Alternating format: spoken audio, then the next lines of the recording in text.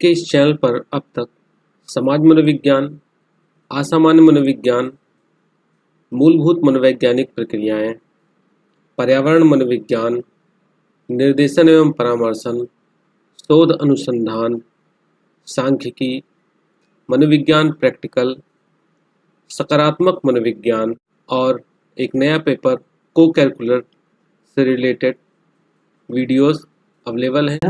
इनके साथ साथ एमसीक्यू टाइप क्वेश्चंस भी, ऑब्जेक्टिव क्वेश्चंस भी, जिसमें सोशल साइकोलॉजी से रिलेटेड, एबनॉर्मल साइकोलॉजी से रिलेटेड, पर्सनालिटी मेंटल टेस्ट से रिलेटेड, स्टैटिस्टिक्स, सांख्यिकी से संबंधित, रिसर्च यानी शोध से संबंधित, गाइडेंस काउंसलिंग, परामर्शन एवं निर्देशन से संबंधित, इन्वायरमेंटल साइकोलॉजी और लास्ट में साइकोलॉजी प्रैक्टिकल से संबंधित कंप्लीट वीडियोस चैनल पर मिल जाएंगे। आपको इन वीडियोस के लिए सिर्फ यहाँ पर जो आपका वीडियो के नीचे टाइटल है, टाइटल के सामने आपको डिस्क्रिप्शन का एरो दिख रहा है, इस एरो पर आप क्लिक करेंगे, नीचे आपको सभी प्लेलिस्ट के लिंक प्रोवाइड है। तो स्टार्ट करते हैं अब आज की क्लास। और आज की क्लास में हम इमोशनल मैच्योरिटी स्केल के द्वारा हम अपने प्रयोज्य के इमोशनल मैच्योरिटी या सांवेगिक परिपक्वता का मापन करेंगे और यह देखेंगे कि वह सांवेगिक रूप से कितना परिपक्व है। तो कैसे करेंगे हम मापन, हम सभी को पता है। इसके लिए हम क्वेश्चनर का इस्तेमाल करेंगे। क्वेश्चनर का यूज़ करके हम उसके रिस्पांस को जानेंगे और उन रिस्पांस के आधार पर हम एनालिसिस करेंगे, उसका विश्लेषण करेंगे और फिर जो रिज़ल्ट आएगा उस रिज़ल्ट को हम मैनुअल में जाकर मैच करेंगे और फिर यह देखेंगे कि हमारा जो प्रयोज्य है उसकी सांवेगिक परिपक्वता कितनी है। तो जैसा कि लास्ट प्रैक्टिकल जो पर्सनालिटी का प्रैक्टिकल था उसमें भी हमने देखा था कि हम सबसे पहले जो क्वेश्चनर होता है उस क्वेश्चनर में हम जो डिटेल्स मांगी जाती हैं उनको देते हैं और उस क्वेश्चनर में जो आइटम्स रहते हैं, जो क्वेश्चंस रहते हैं, उनको हम रिस्पॉन्स करते हैं। फिर उस रिस्पॉन्स के आधार पर हम उसकी स्कोरिंग करते हैं और स्कोरिंग करने के बाद फिर हम रिज़ल्ट और इंटरप्रिटेशन करते हैं। तो यहाँ पर जो क्वेश्चनर दिया गया है उसका नाम है EMS, इमोशनल मैच्योरिटी स्केल, जिसे हम हिंदी में सांवेगिक परिपक्वता मापनी कहते हैं। यह बनाया गया डॉक्टर यशवीर सिंह और डॉक्टर महेश भार्गव के द्वारा। ये इम्पॉर्टेंट है कि एग्जामिनर पूछ सकता है कि अगर आपने EMS किया है तो चलिए बताइए कि EMS किसके द्वारा बनाया गया था। तो इसको ज़रूर ध्यान में रखेंगे। फिर यहाँ पर कुछ डिटेल्स दी गई हैं, इसको आप भर देंगे। यहाँ पर नाम, डेट, व्यवसाय, अगर व्यवसाय कुछ करते हैं तो भर देंगे, मासिक आय, ये सारी डिटेल्स यहाँ पर भर देंगे। फिर अगर आप खुद से प्रैक्टिकल कर रहे हैं, आप खुद पर यह परीक्षण कर रहे हैं, तो आप इसको निर्देश को पढ़ेंगे और निर्देश को पूरी तरीके से पढ़ने के बाद ही रिस्पॉन्स करेंगे। और अगर आप खुद से नहीं कर रहे हैं, किसी अन्य व्यक्ति के ऊपर यह परीक्षण कर रहे हैं, तो आप उससे यह कहेंगे कि आप इस निर्देश को पहले पढ़ लें, समझ लें, उसके बाद फिर आप रिस्पॉन्स करें। फिर यहाँ पर एक टेबल दिया गया है, जो हमारा स्कोरिंग करने के बाद रिजल्ट आएगा वो यहाँ पर हम लिखेंगे। लास्ट में यहाँ पर दिया गया है कि यह जो परीक्षण है, जो टेस्ट है, वह किसके द्वारा प्रकाशित किया गया है। नेशनल साइकोलॉजिकल कॉरपोरेशन, जो कि आगरा में स्थित है, उसके द्वारा प्रकाशित किया गया है। अगर आप चाहते हैं कि आप आगे चलकर काउंसलिंग सेंटर खोलें और लोगों की हेल्प करें, इसके साथ साथ टेस्टिंग सेंटर भी खोलें जहाँ पर आप लोगों के इंटेलिजेंस टेस्ट करें और इमोशनल मैच्योरिटी देखें, उनकी पर्सनालिटी के बारे में जानें, तो इसके लिए आप यहाँ से टेस्ट मंगवा सकते हैं और उसको यूज़ कर सकते हैं। तो अब हम यहाँ पर क्वेश्चंस को देखते हैं। टोटल इस क्वेश्चनर में 48 क्वेश्चंस हैं, 48 एकांश या आइटम्स कह सकते हैं कि इसमें 48 आइटम्स हैं और इन 48 क्वेश्चंस को 5 एरियाज में डिवाइड किया गया है। जैसे कि आप यहाँ पर देख पा रहे हैं, क्षेत्र का, क्षेत्र खा, ऐसे ही करके क्षेत्र गा, घा, चा, यानी 5 एरियाज में इन्हें डिवाइड किया गया है। अब ये क्यों डिवाइड किया गया है, इससे क्या होगा, ये सब हम स्कोरिंग करते टाइम देखेंगे। अभी हम आते हैं क्वेश्चंस पर और देखते हैं कि इनको कैसे फिल करना है। तो अब यहाँ पर देखें आप कि क्वेश्चंस दिए गए हैं, एक तरफ कुछ कथन दिए गए हैं और दूसरी साइड में उनके कुछ विकल्प दिए गए हैं। पिछले प्रैक्टिकल में केवल 2 ऑप्शन थे, हाँ या नहीं, लेकिन यहाँ पर 5 ऑप्शंस हैं और इन ऑप्शंस में से हमें एक ऑप्शन का चुनाव करना है, उसके सामने सही का टिक लगाना है। तो चलिए हम पहला एकांश देखते हैं। पहला एकांश है, क्या आप मानसिक उलझनों में फंसे रहते हैं? इसके ऑप्शंस हैं अत्यधिक, बहुधा, अनिश्चित, प्रायः, कभी नहीं। तो इसमें कहा क्या जा रहा है उसको समझें और अपने पास्ट लाइफ से, अपने एक्सपीरियंस के आधार पर इस क्वेश्चन का जवाब दें। यहाँ पर पूछा गया है कि क्या आप मानसिक उलझनों में फंसे रहते हैं। इसका अर्थ यह है कि आपके मस्तिष्क में, आपके माइंड में हमेशा कोई ना कोई उलझन चलती रहती है, हमेशा किसी न किसी चीज़ को लेकर आप सोचते रहते हैं, परेशान रहते हैं। ऐसा आपके साथ हमेशा होता है? अगर आपके साथ हमेशा ऐसी सिचुएशंस रहती है तो आप अत्यधिक पर टिक करेंगे। लेकिन अगर आपके साथ हमेशा नहीं रहती है, लेकिन मैक्सिमम टाइम, ज़्यादातर समय आपके साथ ऐसी सिचुएशन रहती है कि आप किसी न किसी चीज़ को लेकर मानसिक उलझन में फंसे रहते हैं, चाहे आपकी पढ़ाई हो, चाहे आपका करियर हो, चाहे आपका फैमिली हो या फ्रेंड्स हो, किसी न किसी चीज़ को लेकर आपके माइंड में प्रेशर चलता रहता है। तो बट मैक्सिमम टाइम चलता है, हमेशा नहीं। तो आप बहुधा पर टिक करेंगे। अब अगर आपको पता ही नहीं है कि मानसिक उलझन में मैं फंसा रहता हूँ या नहीं रहता हूँ, आपको ये सोचना पड़ जाए कि क्या मैं मानसिक उलझन में फंसा रहता हूँ या नहीं रहता हूँ, तो अगर ऐसी सिचुएशन है तो आप किस पे टिक करेंगे? अनिश्चित। उसके बाद अगर आप कभी कभी मानसिक उलझन में फंसते हैं, प्रायः से यह तात्पर्य कभी कभी से है कि कभी कभार आप मानसिक उलझन में फंस जाए। तो अगर कभी कभार आप मानसिक उलझन में फंस जाते हैं तो आप प्रायः पर टिक करेंगे।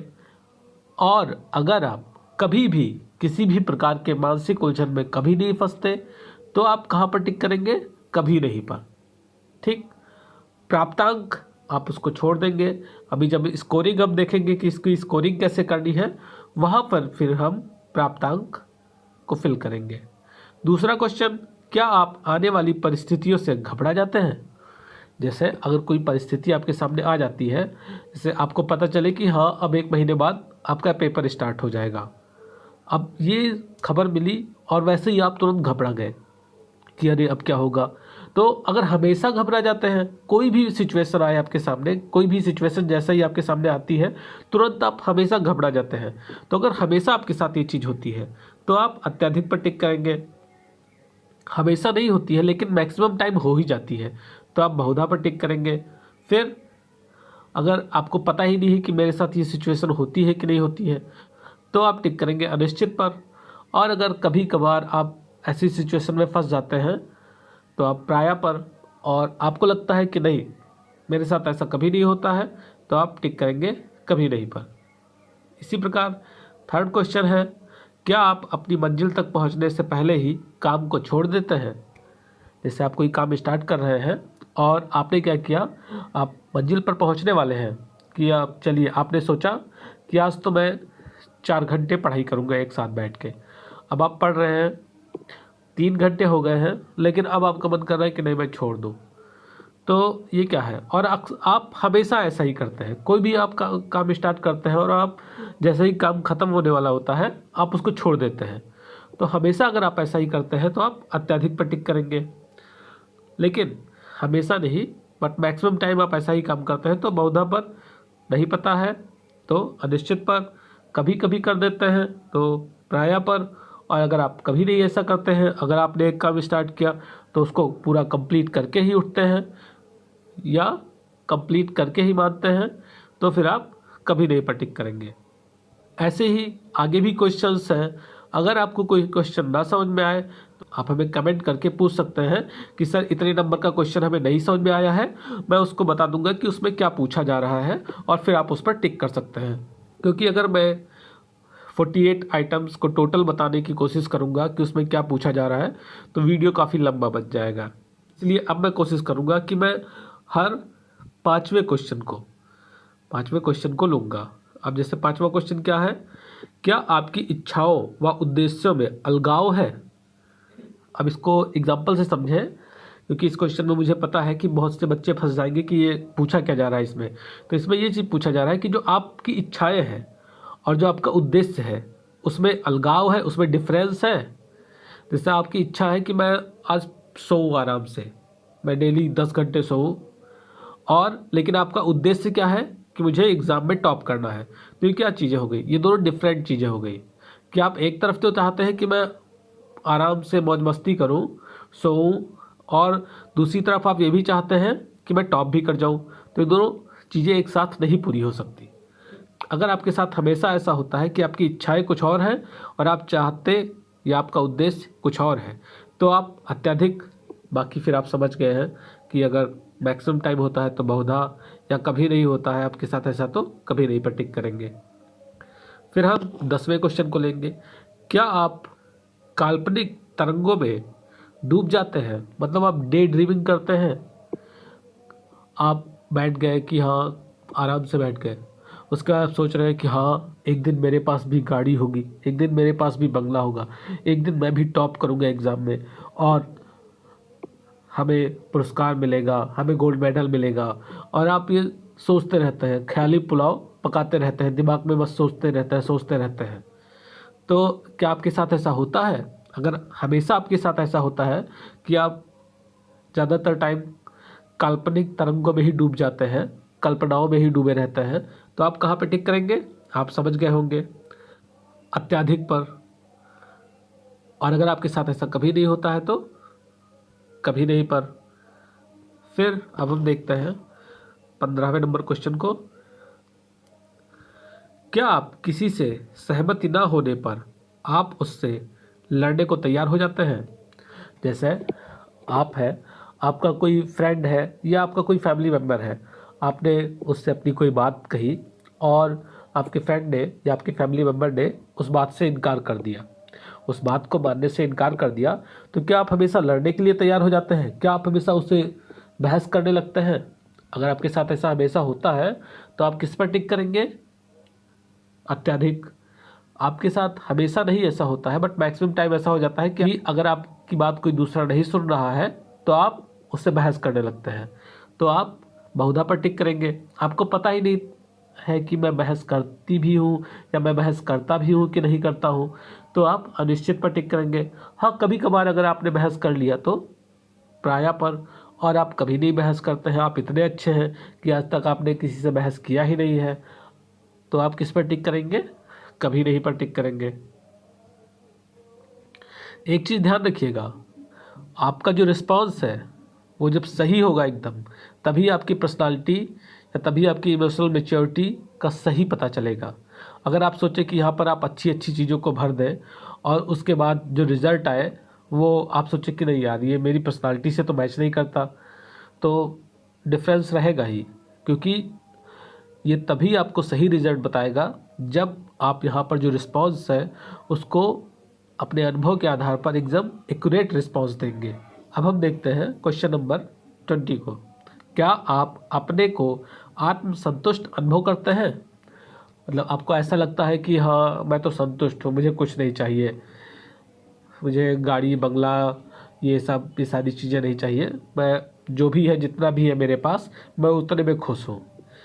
अगर ऐसी फीलिंग आती है आपके अंदर हमेशा, तो आप किस पर? अत्यधिक पर। ज़्यादातर टाइम अगर ऐसी फीलिंग आती है कि हाँ मुझे कुछ नहीं चाहिए, लेकिन कभी कभार मन में से एक इच्छा उठ जाती है कि हाँ मेरे पास भी ये चीज़ होता, मेरे पास भी ये नाम शोहरत भी होती, तो आप कहाँ पर टिक करेंगे? बहुधा पर। लेकिन आपको पता ही नहीं है कि मुझे चाहिए क्या या मैं आत्मसंतुष्ट हूँ या नहीं हूँ, तो आप अनिश्चित पर।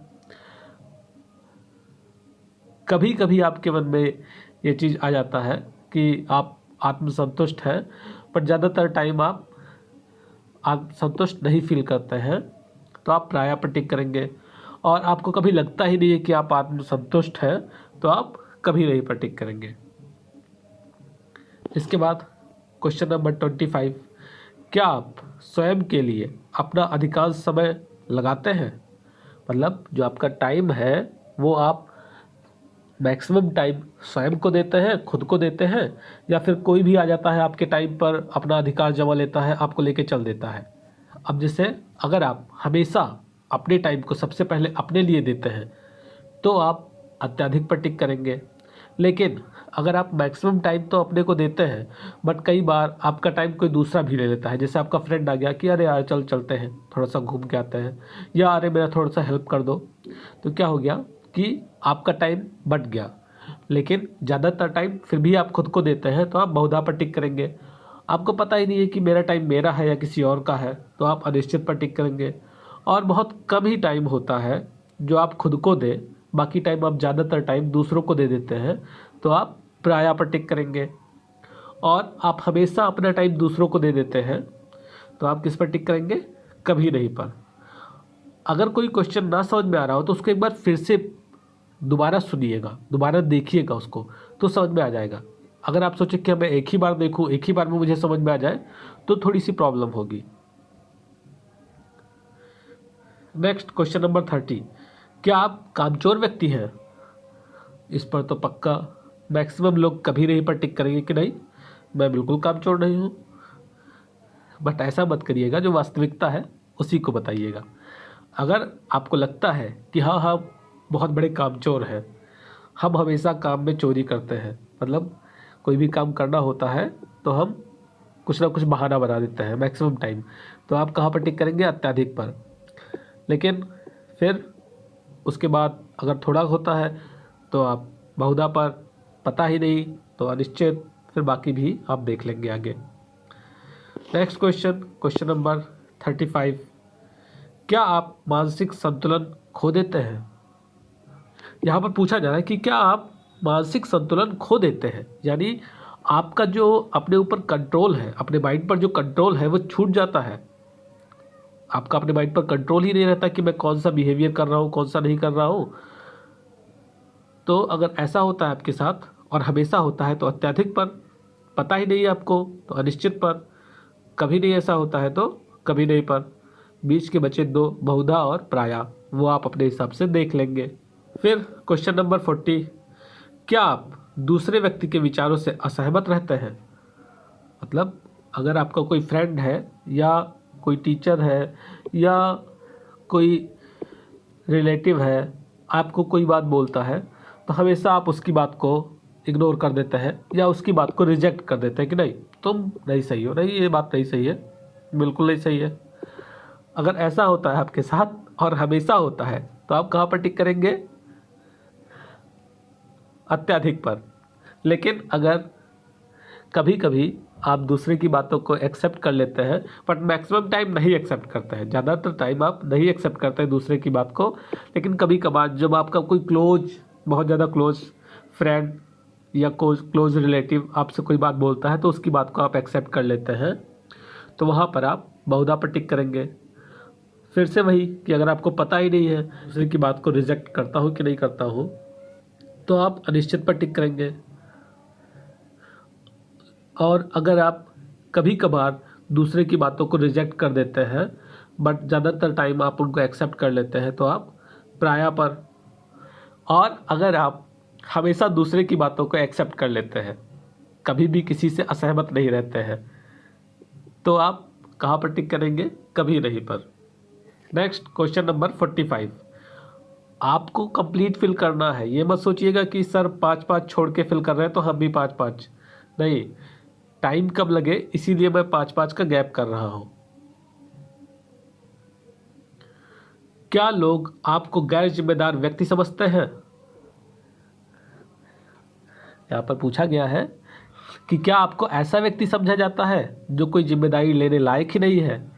तो अगर हमेशा आपको ऐसा समझा जाता है कि नहीं उसको कोई काम मत देना, वो एकदम जिम्मेदार नहीं है, वो तो पक्का काम बिगाड़ देगा, तो आप कहाँ पर टिक करेंगे? अत्यधिक पर। हाँ, ज़्यादातर टाइम आपको काम नहीं दिया जाता है, बट कभी कभी काम दे दिया जाता है। तो आप कहाँ पर? बहुधा पर। आपको पता ही नहीं है कि दूसरे आपको जिम्मेदार समझते हैं कि नहीं समझते हैं, तो आप अनिश्चित पर टिक करेंगे।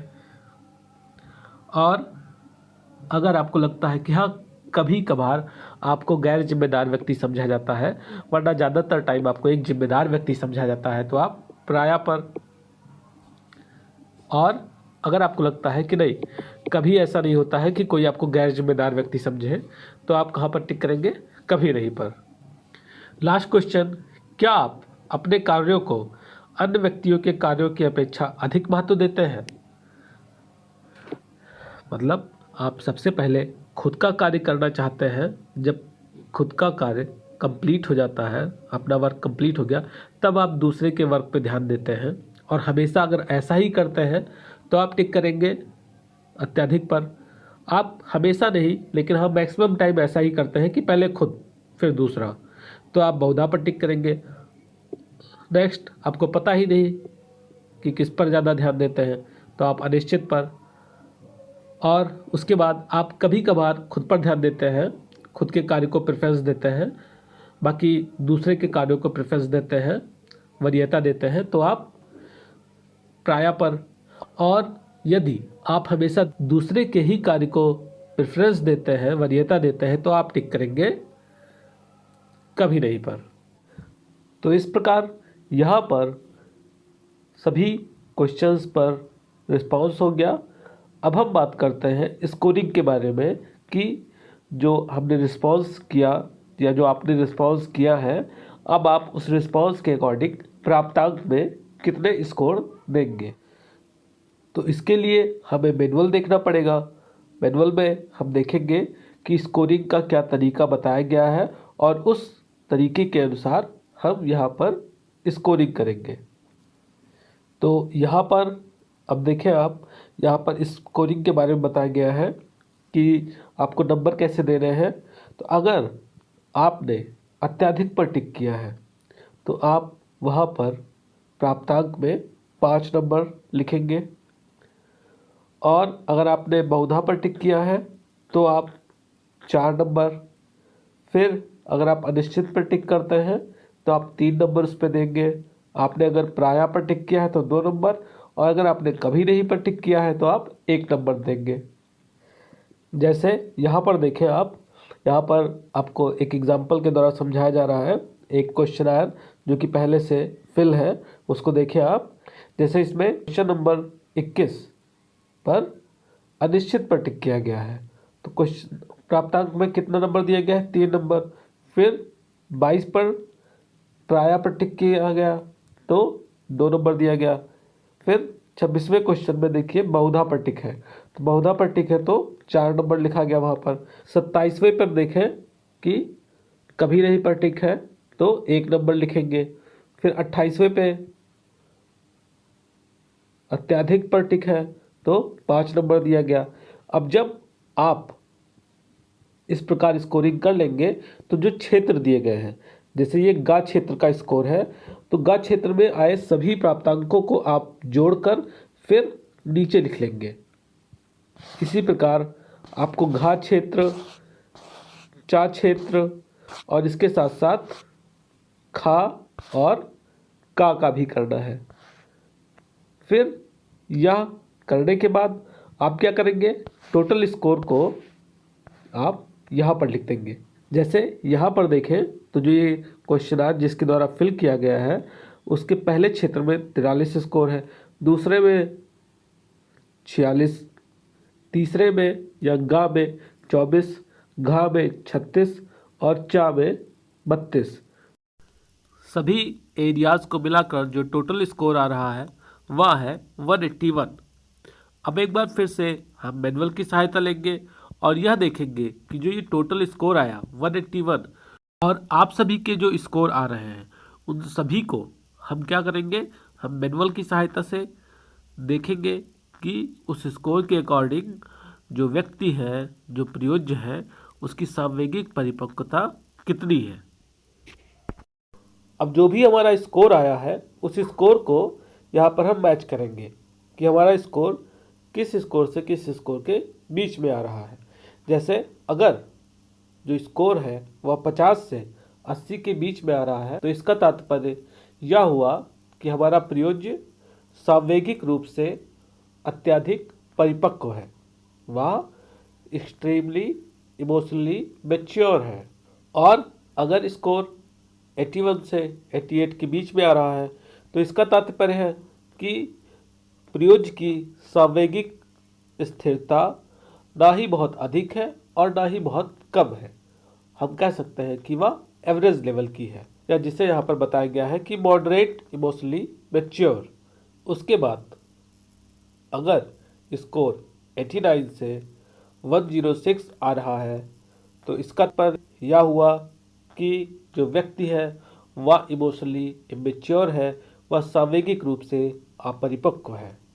और अगर स्कोर 107 से 240 के बीच में आता है तो हम कह सकते हैं कि प्रयोज्य एक्सट्रीमली इमोशनली इमेच्योर या अत्यधिक सांवेगिक अपरिपक्व है, मतलब सांवेगिक रूप से वह बहुत ही ज़्यादा अपरिपक्व है, उसके अंदर सांवेगिक परिपक्वता ना के बराबर है। तो अब आप सभी अपना स्कोर, जो भी आपका स्कोर आया है, उस स्कोर को यहाँ से मैच करके और उसके बाद जो रिज़ल्ट आया उसे एक बार फिर से प्रश्नावली पर पहुँचते हैं और वहाँ पर लिखते हैं। तो एक बार फिर से हम यहाँ पर जो चार्ट है, जो तालिका है, उसमें देख रहे हैं कि पूरे स्कोर लिख दिए गए, हर एरियाज़ के स्कोर यहाँ पर लिख दिए गए हैं और उसके बाद जो टोटल स्कोर आया उसको भी लिख दिया गया। अब टोटल स्कोर को हमने क्या किया, मैनुअल में जाकर मैच किया, तो वहाँ पर जो हमारा स्कोर है वो किसके अंतर्गत आया, वह आया एक्सट्रीमली इमोशनली इमेच्योर, यानी जिस प्रयोज्य ने ये क्वेश्चनायर फिल किया है वह सांवेगिक रूप से अत्यधिक अपरिपक्व है, या दूसरे शब्दों में हम कह सकते हैं कि उसके अंदर सांवेगिक परिपक्वता ना के बराबर है। अब आप सभी भी इसी प्रकार अपने अपने जो स्कोर है और उस स्कोर के आधार पर आपका जो रिज़ल्ट आया वो यहाँ पर लिख लेंगे। अब हम बात करते हैं एरियाज़ की, जो मैंने पहले आपको बताया था कि मैं लास्ट में बताऊंगा कि का, खा, गा, घा ये 5 पार्ट में डिवाइड क्यों किया गया है। तो इन 5 पार्ट्स के द्वारा, ये 5 एरिया के द्वारा हमारे 5 क्वालिटीज़ के बारे में पता चलता है। सांवेगिक परिपक्वता से संबंधित 5 गुणों के बारे में पता चलता है। अब वह गुण कौन से हैं देखते हैं उनको भी। तो आप सभी यहाँ पर देखें, अब यहाँ पर जो पहला एरिया है जो का है वो किससे संबंधित है, इमोशनल स्टेबिलिटी से, सांवेगिक स्थिरता से। जो पहले एरिया का स्कोर है उसके आधार पर हम सांवेगिक स्थिरता देखेंगे। फिर दूसरा जो एरिया है वह संबंधित है सांवेगिक प्रगति या इमोशनल प्रोग्रेशन से। गा सोशल एडजस्टमेंट या सामाजिक समायोजन से संबंधित है। घा संबंधित है पर्सनालिटी इंटीग्रेशन या व्यक्तित्व एकीकरण से। और लास्ट चा संबंधित है इंडिपेंडेंस या अनाश्रित से। अब जो हम प्रैक्टिकल लिखेंगे और उस प्रैक्टिकल में जो हम विवेचना लिखेंगे, जो इंटरप्रिटेशन लिखेंगे, वह इन 5 गुणों के आधार पर लिखेंगे। तो अब हम चलते हैं प्रैक्टिकल फाइल की तरफ और देखते हैं कि प्रैक्टिकल फाइल में हमें क्या लिखना है और कैसे लिखना है। तो सबसे पहले आप लोग हेडिंग डाल लेंगे सांवेगिक परिपक्वता मापनी या इमोशनल मैच्योरिटी स्केल। उसके बाद जैसा पिछला प्रैक्टिकल में हमने किया था कि जो प्रैक्टिकल है, जिस टॉपिक पर हम प्रैक्टिकल कर रहे हैं उस टॉपिक के बारे में एक परिचय देना। तो यहाँ पर हम प्रैक्टिकल कर रहे हैं सांवेगिक परिपक्वता के बारे में। तो हम जो सांवेगिक परिपक्वता क्या होती है उसके कौन कौन से निर्धारक होते हैं, इन सभी के बारे में यहाँ पर परिचय देंगे और उसके बाद फिर आगे का कार्य करेंगे। तो जैसा कि यहाँ पर हम एक दो पॉइंट देख लेते हैं फिर आगे बढ़ते हैं। आप सभी स्क्रीनशॉट ले लीजिएगा और फिर यहाँ से इसको आप अपने कॉपी में नोट कर लीजिएगा। यहाँ पर बताया जा रहा है कि जो परिपक्वता वर्ड है वह जीव विज्ञान से लिया गया है और जिसका अभिप्राय प्राणी की विभिन्न क्षमताओं या विशेषताओं में पूर्व निश्चित विधि से विकास करना है। और परिपक्वता के कई आयाम बताए गए, शारीरिक परिपक्वता, बौद्धिक परिपक्वता। जैसे अगर आप सभी को याद हो तो हमने जो लर्निंग का चैप्टर था उसके प्रैक्टिस सेट में एक क्वेश्चन सॉल्व किया था कि एक बच्चा है, वह 6 महीने का है और सही से चल नहीं पा रहा है, लेकिन जब वह बच्चा 2 साल का हो जाता है तो वह अपने आप चलने लगता है। तो इसके पीछे क्या वह कारण है? तो हमने देखा था वहाँ पर कि जो कारण था उसके पीछे वह था परिपक्वता। क्योंकि पहले क्या था, जब वो 6 महीने का था तो उसकी शारीरिक जो गठन था वह शारीरिक रूप से इतना परिपक्व नहीं था, उसकी हड्डियां इतनी मजबूत नहीं थी कि वह खड़ा हो सके और चल सके। लेकिन जब वह 2 साल का हो गया तो वह शारीरिक रूप से चलने के लिए सक्षम हो गया, उसकी हड्डियां इतनी परिपक्व हो गई कि वह अपने आप से चल सके। फिर यहाँ पर कुछ परिभाषाएं दी गई हैं, इनको भी आप सभी नोट कर लेंगे। और एक चीज़ ध्यान देंगे कि जो एग्जामिनर आते हैं वह टॉपिक से रिलेटेड क्वेश्चन भी पूछते हैं। जैसे अगर आपने परिपक्वता मापनी का परीक्षण किया है या परिपक्वता मापनी का प्रैक्टिकल लिया है तो आपसे वो क्वेश्चन पूछ सकते हैं कि परिपक्वता क्या है और इसके बारे में आप क्या जानते हैं, इसकी परिभाषाएं बताएं। तो थोड़ा सा इसको ध्यान से एक बार पढ़ लेंगे। यहाँ पर जो परिभाषाएं दी गई हैं इनको भी नोट कर लेंगे। फिर परिपक्वता को प्रभावित करने वाले कुछ कारक दिए गए हैं, जैसे जिसमें पहला है आनुवंशिकता, फिर स्वास्थ्य, फिर पारिवारिक परिवेश,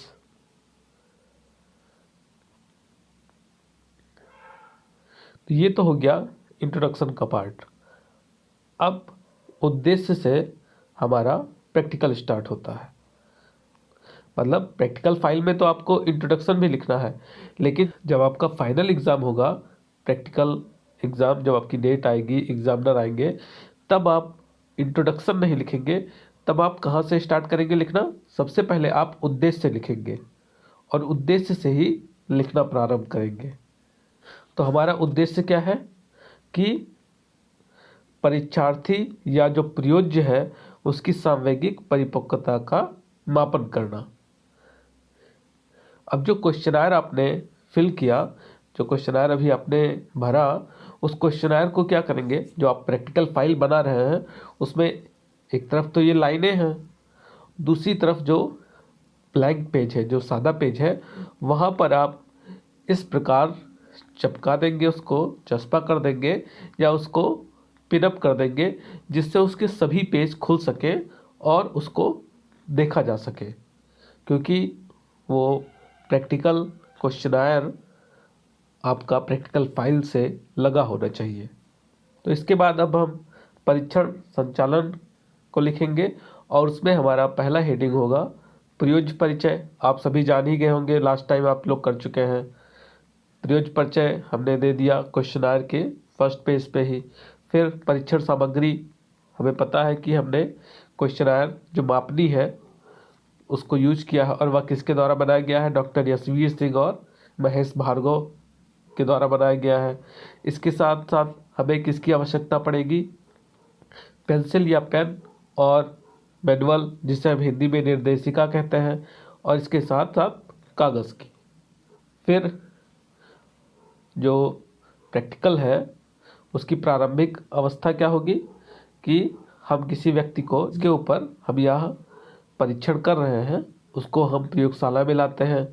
जो हमारा मनोविज्ञान विभाग का लैब है उसके अंदर लाते हैं, उसको वहाँ पर बिठाते हैं और फिर उसके सामने टेबल पर हम परीक्षण सामग्री रखते हैं और उसे आवश्यक निर्देश देते हैं। इसके बाद उसे बताया जाता है कि यहाँ पर जो भी आप जानकारी देंगे वह गोपनीय रखा जाएगा, आप तक सीमित रखा जाएगा और आप निश्चिंत होकर अपने रिस्पॉन्स दें। और उसे जो प्रश्नावली है वहाँ पर जो निर्देश दिए गए हैं उनको पढ़ने के लिए कहा जाएगा। फिर वह सभी क्वेश्चंस को, सभी एकांशों को पढ़कर अपना रिस्पॉन्स देता है और देन ऐसे ही बॉक्स बनाकर आप पूरे जो स्कोर आए हुए हैं उनको भी लिख लेंगे। अब आता है इस प्रैक्टिकल का सबसे मेन पार्ट, विवेचना। तो मैं यहाँ पर सामवेगिक रूप से परिपक्व और सामवेगिक रूप से अपरिपक्व विवेचनाओं को एक साथ बताता चलूँगा। तो जैसा कि हमने कहा था कि हम विवेचना को पांचों डायमेंशन, जो 5 एरियाज थे, उनमें डिवाइड करके लिखेंगे। तो सबसे पहला जो एरिया है वह है सामवेगिक स्थिरता, इमोशनल स्टेबिलिटी। और इसको लिखेंगे इस प्रकार कि निर्देशिका यानी मैनुअल के अनुसार यह पता चलता है कि प्रयोज्य की जो सामवेगिक स्थिति है या जो सामवेगिक स्थिरता है वह काफ़ी निम्न स्तर की है, अर्थात प्रयोज्य की मनोदशा में तीव्र गति से परिवर्तन होते रहते हैं। वह अगर अभी खुश है तो अगले पल वह दुखी हो जाएगा या उदास हो जाएगा, फिर अगले पल हो सकता है वह उत्तेजित हो जाए, उछल कूद करने लगे। तो उसकी मनोदशा में बहुत ही जल्दी परिवर्तन होते रहते हैं।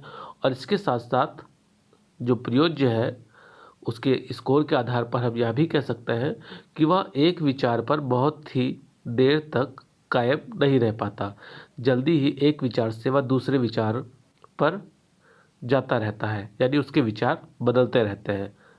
और जो व्यक्ति सामवेगिक रूप से परिपक्व होंगे, जिनका स्कोर सामवेगिक परिपक्वता के अंतर्गत आता है कि वह सामवेगिक रूप से बहुत ही ज़्यादा परिपक्व है, तो ऐसे व्यक्ति के मनोदशा क्या होगी, वह स्थिर होगी।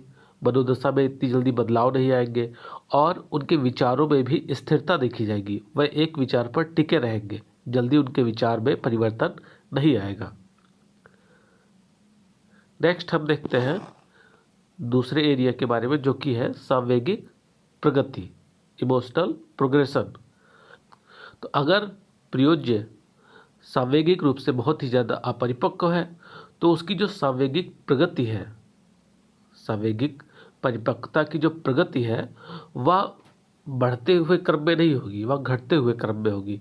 जैसे हम धीरे धीरे जैसे जैसे हम बढ़ते हैं तो हमारी सामवेगिक परिपक्वता भी हमारी एज के साथ बढ़ती है। लेकिन अगर कोई व्यक्ति ऐसा है जो इमोशनली इमेच्योर है बहुत ही ज़्यादा, तो क्या होगा कि उसकी सामवेगिक परिपक्वता बढ़ने की बजाय घटती जाएगी। और अगर कोई व्यक्ति सामवेगिक रूप से बहुत ही ज़्यादा परिपक्व है तो उसकी जो सामवेगिक प्रगति है वह धीरे धीरे बढ़ती जाएगी। तो दोनों चीज़ें आप समझ गए ना। अगर आपका स्कोर सामवेगिक परिपक्वता में आता है तो क्या लिखना है, और अगर आपका स्कोर सामवेगिक रूप से अपरिपक्व के अंतर्गत आ रहा है तो क्या लिखना है। थर्ड पॉइंट, सामाजिक सामंजस्य, सोशल एडजस्टमेंट। जो मैनुअल है उसके आधार पर हमें यह भी पता चल रहा है कि जो प्रयोज्य जिसका स्कोर 181 आया था वह सामाजिक रूप से अपने आप को समाज के साथ अनुकूलित नहीं कर पाता है। जो व्यक्ति इमोशनली इमेच्योर होता है वह अपने आप को समाज में समायोजित नहीं कर पाता है, वह समाज से बचता है, सोशल गैदरिंग से बचता है और उसके अंदर सामाजिक सामंजस्यता की कमी पाई जाती है। जबकि ऐसे व्यक्ति जो इमोशनली मैच्योर होते हैं, सामवेगिक रूप से परिपक्व होते हैं, ऐसे व्यक्ति सामाजिक सामंजस्यता का गुण प्रदर्शित करते हैं। उनके अंदर सामाजिक सामंजस्यता का गुण पाया जाता है और वह आसानी से किसी भी समाज में सामंजस्य स्थापित कर लेते हैं। नेक्स्ट, व्यक्तित्व एकीकरण। एक बार फिर से हम स्टार्टिंग लाइन वही लिखेंगे कि प्राप्तांकों के आधार पर यह देखा गया कि प्रयोज्य स्वयं को हीन भावना से ग्रसित पाता है। यहाँ पर बताया जा रहा है कि जो व्यक्ति इमोशनली इमेच्योर होते हैं, सामवेगिक रूप से अपरिपक्व होते हैं, उनके अंदर एक हीन भावना पाई जाती है और ऐसे व्यक्ति निराशावादी और दुर्भीति से ग्रसित तथा हमेशा वह रेशनलाइजेशन करते रहते हैं। इसके विपरीत जिन व्यक्तियों का या जिन प्रयोज्यों का सामवेगिक परिपक्वता अधिक आया है, वह सामवेगिक रूप से परिपक्व आए हैं, उनके अंदर हीन भावना की कमी देखी जाती है। वह व्यक्तित्व एकीकरण का जो गुण है उसको नहीं प्रदर्शित करते हैं, बल्कि समग्रता का गुण प्रदर्शित करते हैं। वह दूसरों से मिलना पसंद करते हैं, वह अपने व्यक्तित्व का विस्तार करते हैं और आशावादी व्यक्तित्व वाले होते हैं ऐसे व्यक्ति। तो हमारा लास्ट पॉइंट है अनाश्रित या इंडिपेंडेंस। प्राप्त स्कोर के आधार पर हम कह सकते हैं कि जो प्रयोज्य है वह सामवेगिक रूप से अपरिपक्व होने के कारण किसी भी कार्य को करने के लिए दूसरों पर आश्रित होता है और यहाँ तक कि वह स्वयं के निर्णय भी दूसरों से पूछ कर लेता है या दूसरों के ऊपर टाल देता है कि हाँ मेरे लिए भी तो भी निर्णय ले लो। जबकि जो व्यक्ति सामवेगिक रूप से परिपक्व होते हैं वह दूसरों पर आश्रित नहीं होते हैं और अपने डिसीजन स्वयं लेते हैं। तो इस तरीके से यह प्रैक्टिकल यहीं पर समाप्त होता है। आशा करते हैं आप सभी को समझ में आया होगा। अगर समझ में आया है तो आप लाइक कर सकते हैं अगर आप चाहें तो। धन्यवाद।